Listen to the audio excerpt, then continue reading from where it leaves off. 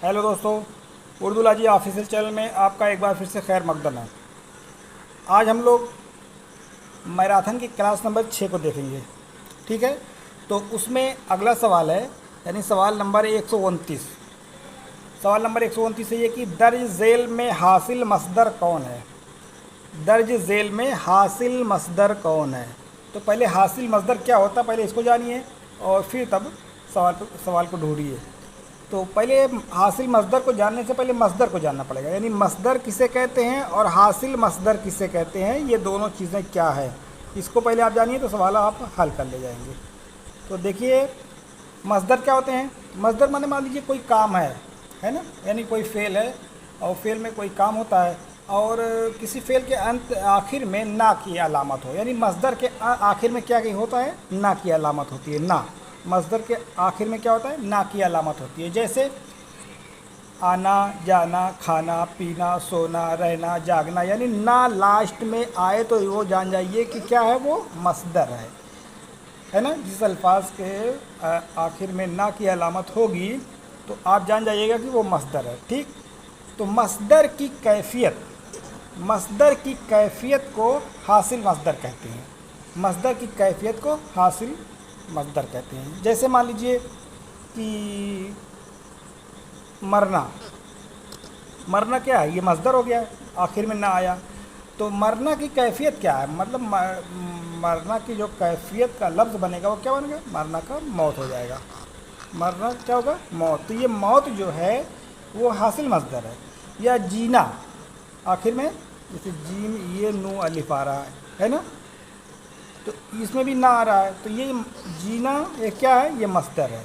ठीक है, तो जीना की कैफियत क्या होगी, जीना का जो अल्फाज बनेगा हासिल मसदर वाला वो बनेगा ज़िंदगी। समझिए ना, वो बनेगा ज़िंदगी। तो जीना का ज़िंदगी, मरना का मौत, हंसना का हंसी, समझिए ना, हंसना का हंसी, बोलना का बोल, बोलना का बोल।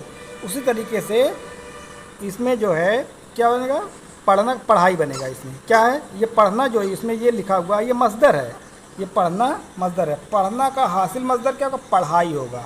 समझ में, इसमें जो इसका जवाब हो जाएगा वो ऑप्शन नंबर सी, पढ़ाई। क्लियर हो गया, यानी मसदर जिसमें आखिर में ना की अलामत होगी वो मसदर हो जाएगा, और उस मसदर की अलामत या कैफियत कर सकते हैं, अलामत नहीं, उस मसदर की कैफियत का जो अल्फाज होगा उसी को कहेंगे हासिल मसदर।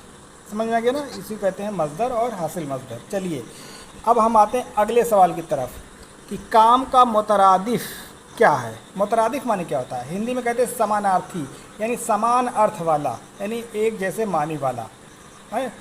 समझ में आ गया ना। तो काम, काम का क्या होगा, काम का होगा काज, काम का होगा काज, कहते हैं काम काज।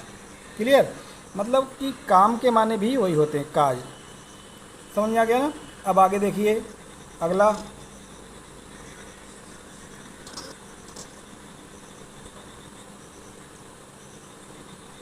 कि तुम्हारी किताब कहाँ है। क्या है, तुम्हारी किताब कहाँ है। तो इसमें देखिए तुम्हारी किताब कहाँ है, इसमें देखिए क्या है, ये किस तरीके का जुमला है, तुम्हारी किताब कहाँ है किस तरीके का जुमला है, यानी कहाँ है पूछा जाता है, क्वेश्चन मार्क, कहाँ पूछा जा रहा है, समझिए ना। तो इसको कहेंगे सवालिया, यानी सवालिया निशान या सवालिया जुमला कहे या इस्तिफ़हामिया जुमला कहिए, दोनों बातें एक ही हैं। चाहे इस्तिफ़हामिया कहिए चाहे सवालिया कहिए, दोनों बातें एक ही है। इसके माने होता है सवालिया, यानी सवाल पूछने के लिए। तुम्हारी किताब कहाँ है, तुम कहाँ हो, तुम कहाँ गए थे, किधर से आ रहे हो, यानी सवाल पूछने के लिए कोई जुमला होगा तो उसको कहेंगे सवालिया या इस्तिफ़हामिया। समझ में आ गया ना। तो ये चीज़ हो गया सवाल नंबर 131। आगे देखिए अगला सवाल, सवाल नंबर 132, माजी तमन्नाई की मिसाल दें, यानी इसमें कौन सा ऐसा जुमला लिखा हुआ है जिसमें माजी तमन्नाई की बात हो रही है। ठीक है, तो माजी तमन्नाई, माजी माने जो बीत गया, तमन्ना माने उस जुमले में कोई तमन्ना वाली बात हो। तो इसमें देखिए क्या है, अगर वो आता, अगर वो आता मतलब आने की तमन्ना है, और ये जुमला माजी का है। समझ में आ गया ना। तो ये हो गया माजी तमन्नाई। अब देखिए आगे अगले सवाल पे, घर मत जाओ, इसमें कौन सा फ़ेल है? घर मत जाओ, फ़ेल माजी है या फ़ेल हाल है या फ़ेल नहीं है या फ़ेल अमर है? देखिए फ़ेल नहीं है, इसमें मना किया जा रहा है, घर मत जाओ, है ना। घर मत जाओ यानी नहीं, फ़ेल नहीं, या फूल मत तोड़ो, कुर्सी पर मत बैठो, यानी किसी काम के लिए मना किया जाए जब तो हो जाएगा नहीं। समझ आ गया ना, यानी मना किया जा रहा है, यानी कहा जा रहा है नहीं, वो काम नहीं करना, तो एकदम क्लियर याद हो जाएगा आसानी से ये। तो ये हो गया फ़ेले नहीं। फिर अगला सवाल देखिए कि घर का चिराग जलाना।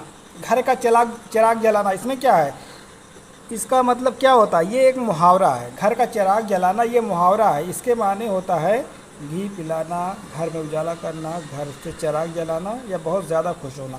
इसके माने होता है बहुत ज़्यादा खुश होना। घी के चिराग जलाना के माने होता है बहुत ज़्यादा खुश होना। ये मुहावरा है। एक ज़रबुल मसल भी होता है, तो दोनों में फ़र्क है। मुहावरा और ज़रबुल मसल में क्या फ़र्क है? जैसे कोई जुमला है, उसके आखिर में ना की अलामत आती है ना, उसके आखिर में ना की अलामत आ जाएगी तो वो मुहावरा होगा।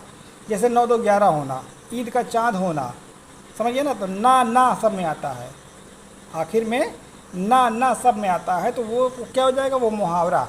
और जब कोई किसी जुमले में एक बड़ी बात होती है और उसमें ना की अलामत नहीं आती है, जैसे जिसकी लाठी उसकी भैंस, या बंदर क्या जाने अदरक का स्वाद या अदरक का जायका, है ना।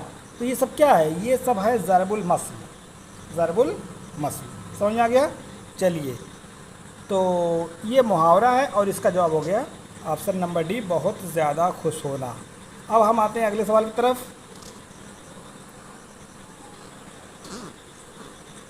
जमील मज़हरी की मसनवी का क्या नाम है? जमील मज़हरी की मसनवी का नाम है आबो शराब। क्या है? आबो शराब। इसके अलावा जो ऑप्शन में ज़हर इश्क, ये किसकी है? मिर्ज़ा शौक़ की है। ज़हर इश्क किसकी है? मिर्ज़ा शौक़ की है, जिसमें महजबी एक किरदार रहती है, बहुत ज़बरदस्त और तासुराती मसनवी है। और इस मसनवी पर उस वक्त की सरकार ने पाबंदी लगा दी थी, ज़हर इश्क पर, क्योंकि वो इतनी तासुराती मसनवी थी, अक्सर जलसों में पढ़ी जाती थी। और जब भी वो उस मसनवी को लोग, क्योंकि वहाँ रवाज था लखनऊ में कि जब भी कहीं मजलिस होती थी तो लड़कियाँ और औरतें जो भी रहती थी वो भी सुनती थी उस मजलिस को या उस मुशायरे वगैरह को। तो अक्सर जो है वो लड़कियाँ उस मसनवी को सुनने के बाद जा कर के जो है जहर खाकर जान दे देती थी। तो इतनी तासुराती मसनवी थी, इस वजह से सरकार ने, उस वक्त की सरकार ने उस पर पाबंदी लगा दी थी। बाद में फिर ये शाये हुई थी। तो ज़हर इश्क एक हो गई। फिर एक नस्तर इश्क, ये तो फ़र्ज़ी नाम है। इसके अलावा मसनवी सहरुल बयान, ये किसकी है? मसनवी सहरुल बयान है मीर हसन की मसनवी, जो कि लखनऊ की बहुत ही मशहूर मसनवी है। तो इसमें जमील मज़हरी की मसनवी पूछा गया है, तो इसका नाम है आबो शराब। क्या नाम है? आबो शराब। अब अगले सवाल पे हम आते हैं कि जमील मज़हरी को गालिब अवार्ड किस सन में मिला? तो जमील मज़हरी को गालिब अवार्ड मिला है 1974 में, ये याद करना पड़ेगा, ठीक है। 1974 में इनको मिला है, और यानी इंतकाल से, इनका इंतकाल कब हुआ था? 1979 में हुआ था। तो इंतकाल से 5 साल कबल, इंतकाल से 5 साल कबल इनको मिला था गालिब अवार्ड। समझ आ गया ना, गालिब अवार्ड। अब हम आते हैं अगले सवाल की तरफ।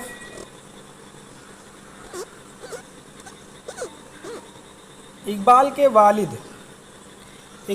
वालिद का क्या नाम था? अल्लामा इकबाल तर्जुमान हकीकत जिनको कहा जाता है, उनके वालिद का नाम था शेख नूर मोहम्मद। क्या नाम था? शेख नूर मोहम्मद।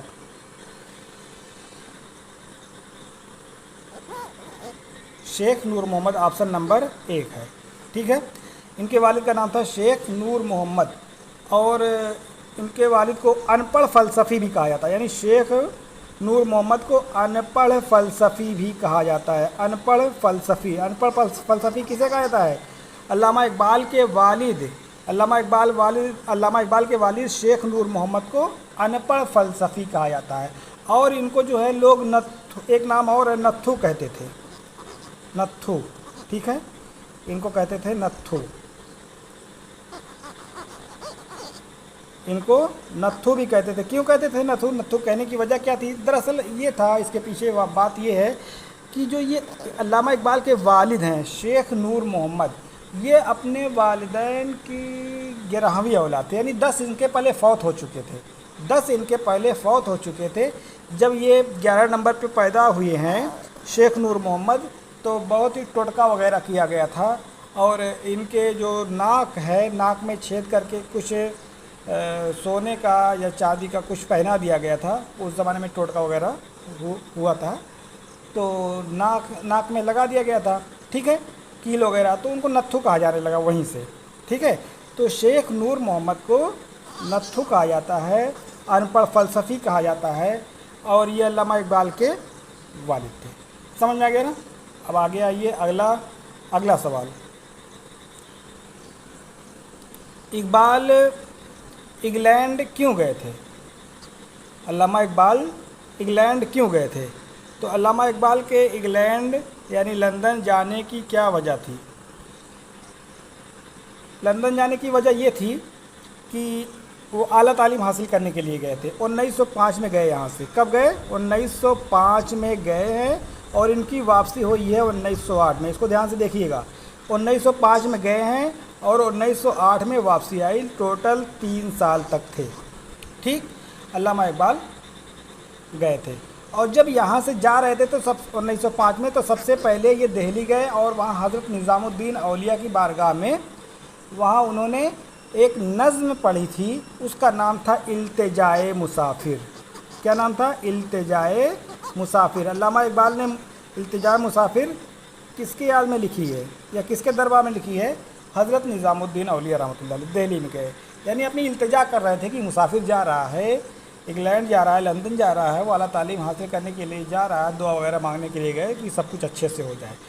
तो इल्तिजाए मुसाफिर 1905 में अल्लामा इकबाल ने हज़रत निज़ामुद्दीन औलिया रहमतुल्लाह अलैह की बारगाह में पढ़ी और उसके बाद ये गए और वहाँ उन्होंने पीएचडी की डिग्री हासिल की। इसके अलावा बैरिस्टर भी बने। समझ में आ गया? बैरिस्टर भी बने। तो यहाँ 2 डिग्री हासिल की थी, पीएचडी और बैरिस्टर की डिग्री। पीएचडी की जो डिग्री हासिल की उसका नाम था ईरान में, उसका जो मौजू था ईरान में माबादुल तबियात का इर्तिका, ठीक है, उसका मौजू था। और इसके अलावा उन्होंने बैरिस्ट्री की भी डिग्री हासिल की, ठीक। उसी दौरान जब ये वहाँ पे थे लंदन में, तो एक जर्मनी लड़की से इश्क हो गया था, ईमा वेगे नास्ट। उसका नाम क्या था? ईमा वेगे नास्ट से उनसे इश्क हो गया था और उस जर्मनी लड़की से अल्लामा इकबाल ने जर्मनी ज़बान सीखी थी। तो याद रखिएगा, अल्लामा इकबाल ने जर्मनी ज़बान किससे सीखी थी? ईमा वेगे नास्ट। समझ आ गया? ईमा वेगे नास्ट। बाद में जो है हिंदुस्तान चले आते हैं और उसके नाम बहुत सारे ख़त लिखते हैं, वो भी लिखती है। इस तरीके से मामला चलता रहता है। तो ये बातें हैं, समझ में आ गया ना? तो इसका जवाब देखिए क्या है। इकबाल इंग्लैंड क्यों गए थे? आला तालीम हासिल करने के लिए गए थे। क्यों गए थे? आला तालीम हासिल करने के लिए गए थे, पीएचडी करने के लिए गए थे, बैरिस्ट्री की डिग्री हासिल करने के लिए गए थे, बैरिस्ट्री पढ़ने के लिए गए थे। समझ आ गया ना? तो अल्लामा इकबाल इंग्लैंड कब गए? 1905 में। कब वापसी हुई? 1908 में। कितने साल रहे? 3 साल रहे। जाने से पहले कहाँ गए? हज़रत निज़ामुद्दीन औलिया रहमतुल्लाह अलैह की बारगाह में। कौन सी नज़्म पढ़ी थी? इल्तिजाए मुसाफिर। कौन सी डिग्री हासिल की वहाँ पे? पीएचडी की। ईरान में माबादुल तबियात का इर्तिका। और इसके अलावा बैरिस्ट्री। किससे मुलाकात हुई थी? ईमा वेगे नास्ट से। किससे जो है ज़बान सीखी? जर्मनी ज़बान किससे सीखी? ईमा वेगे नास्ट से। समझ में आ गया ना? तो ये सारी चीज़ें हैं। अब हम आते हैं अगले सवाल की तरफ। इस्मत चुगताई का ताल्लुक़ किस तहरीक से है? इस्मत चुगताई का ताल्लुक़ है तरक्की पसंद तहरीक से। तरक्की पसंद तहरीक से इस्मत चुगताई का ताल्लुक़ है और इन पर फुहाशी का इल्ज़ाम लगा था। इसके अलावा जो है इन्होंने इनका जो एक ड्रामा लिखा था इन्होंने लिहाफ के नाम से। किस नाम से? लिहाफ के नाम से एक अफसाना लिखा था और उसी पर इनको जो है बहुत ही मतून किया गया, बहुत ही ताना दिया गया। इसके अलावा जो है इस पर मुकदमा भी चला। तो फुहाशी अफसाना निगारों में ये आते हैं, उसी के ज़ुमरे में इस्मत चुगताई। और इस्मत चुगताई को मरने के बाद जो है जलाया गया था। उन्होंने वसीयत की थी कि मुझे मरने के बाद जला दिया जाए, ठीक है। तो यहाँ 2 चीज़ ध्यान से देखिए, किस अफसाना निगार ने जो है अपने मरने के बाद जलाने की वसीयत की थी, इस्मत चुगताई। किस शायर ने की थी, तो कौन सा हो जाएगा, नून मीम राशिद। दोनों ध्यान से, शायर नून मीम राशिद, अफसाना निगार इस्मत चुगताई। समझ आ गया ना। तो ये थी इस्मत चुगताई और इसका जवाब है तरक्की पसंद तहरीक। क्लियर। आगे देखिए अगला सवाल कि ज़ौक़ किस बादशाह के उस्ताद थे। ज़ौक़ जो है बहादुर शाह ज़फ़र। बहादुर शाह ज़फ़र के 3 उस्ताद थे। सबसे पहले कौन थे, शाह नसीर। ये इनको जो है कल्लू मियाँ भी कहा जाता है, ठीक है, काले रंग के थे तो इस वजह से इनको कल्लू मियाँ कहा जाता है। एक शाह नसीर हो गए, दूसरे पे कौन हो गए, ज़ौक़। जब ज़ौक़ का इंतकाल हो गया तो फिर गालिब हुए। समझ में आ गया ना। तो ज़ौक़ के कितने उस्ताद, ज़ौक़ के 2 उस्ताद। सबसे पहले कौन, ज़ौक़ के कितने, बहादुर शाह ज़फ़र के कितने उस्ताद, 3। कौन कौन, शाह नसीर, ज़ौक़, गालिब। इसी तरतीब इसकी याद कर लीजिएगा। समझ में आ गया ना। तो ये थे, इसका जवाब हो गया बहादुर शाह ज़फ़र। अब हम आते हैं अगले सवाल की तरफ।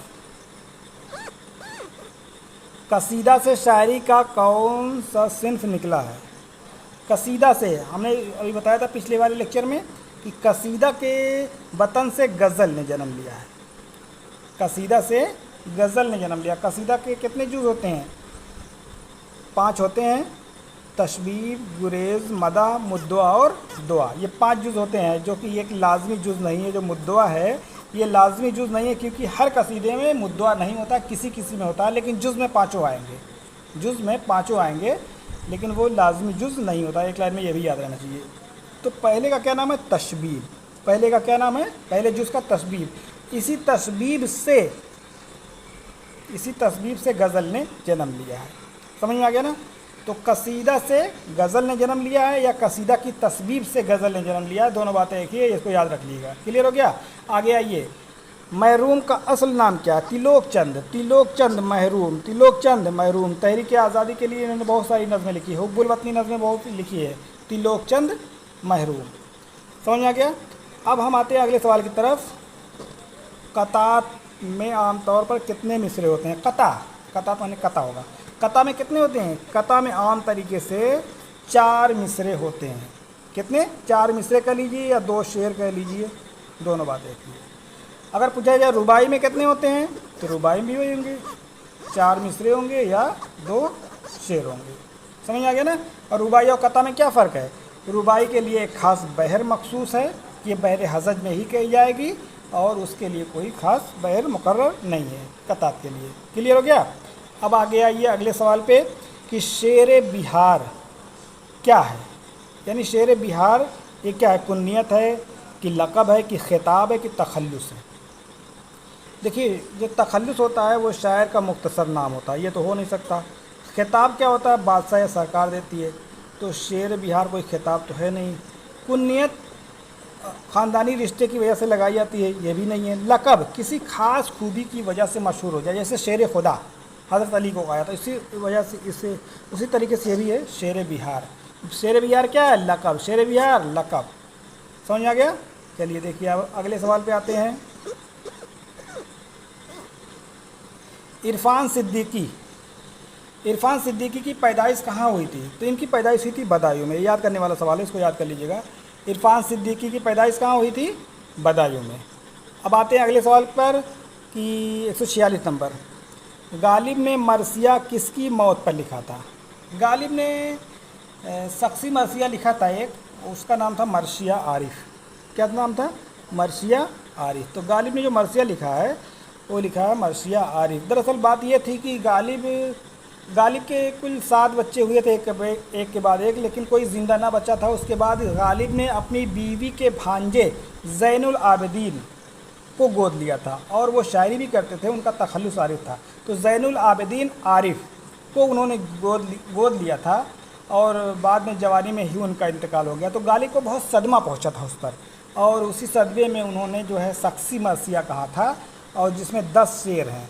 कितने शेर हैं, 10 शेर हैं। गज़ल के फार्म में लिखा गया है कि लाजिम था कि देखो मेरा रास्ता कोई दिन और, तन्हा गए क्यों अब रहो तन्हा कोई दिन और, जाते हुए कहते हो क़यामत को मिलेंगे क्या खूब क़यामत का है गोया कोई दिन और। ठीक है, तो इस तरीके से इसकी शुरुआत होती है कि लाजिम था कि देखो मेरा रास्ता कोई दिन और।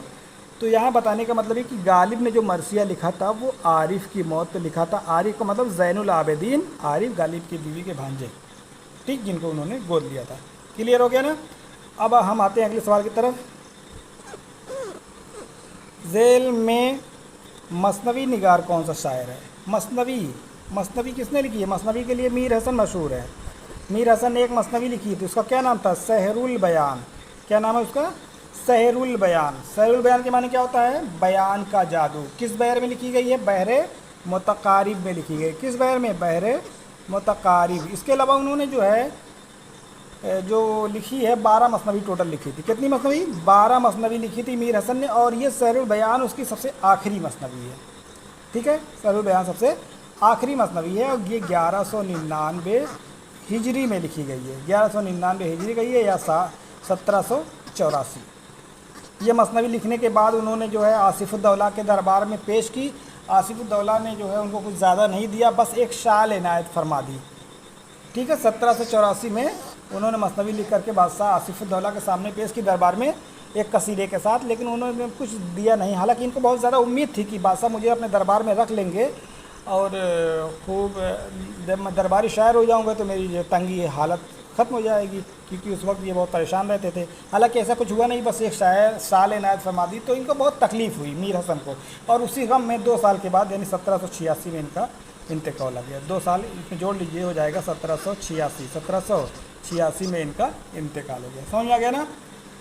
तो ये जो है मीर हसन की मसनवी सहरुल बयान है। समझ में आ गया। चलिए देखिए आगे अगला सवाल है कि नज़ीर अहमद का ताल्लुक़ उर्दू के किस सिन्फ से था? नज़ीर अहमद क्या? उर्दू के पहले नावल निगार। उर्दू नावल का बाबा आदम किसे कहा जाता है? बाबा आदम। उर्दू नावल का बाबा आदम। उर्दू शायरी का मैंने नहीं कहा, शायरी का तो वली हो जाएंगे। उर्दू नावल का बाबा, यानी सबसे पहले नावल किसने लिखा है?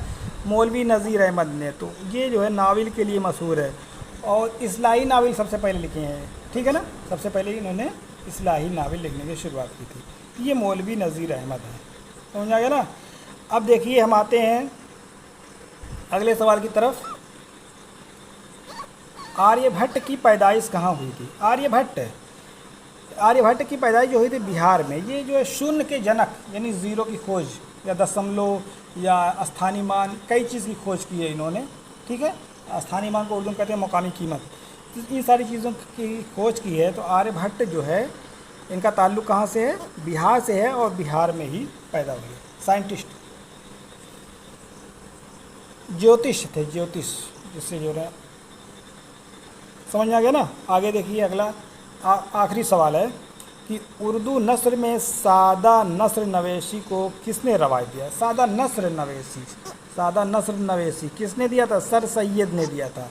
सर सैयद बस ऐसे ही लिख देते थे, जो क्योंकि सर सैयद को पता था कि जो वक्त चल रहा है, मेरे पास इतना वक्त नहीं है कि मैं उसमें मुकफ़ा मुसज्जा इबारत को सजा कर लिखूँ। इबारत को मेरे पास सजाने के लिए वक्त नहीं है, बस जो मौजू मिलते थे उन पर लिखते चले जाते थे। ठीक है, तो सादा नस्र नवेशी को जो है रवायत दिया है सर सैयद ने। ठीक है, इसका जवाब हो जाएगा सर सैयद। तो इसी पे ख़त्म होता है, और आप लोग अपनी राय ज़रूर दिए, और जो लोग चैनल को सब्सक्राइब वगैरह नहीं किए हैं, लाइक नहीं किए हैं, वो लोग लाइक कर लेंगे, सब्सक्राइब कर लेंगे और शेयर भी कर देंगे, ताकि और लोगों के पास भी वीडियो पहुंच जाए। ठीक है, अब हम जो है अगली जो वीडियो बनाएंगे वो दूसरे पेपर की होगी। ये पेपर कंप्लीट हो गया है। अस्सलाम वालेकुम।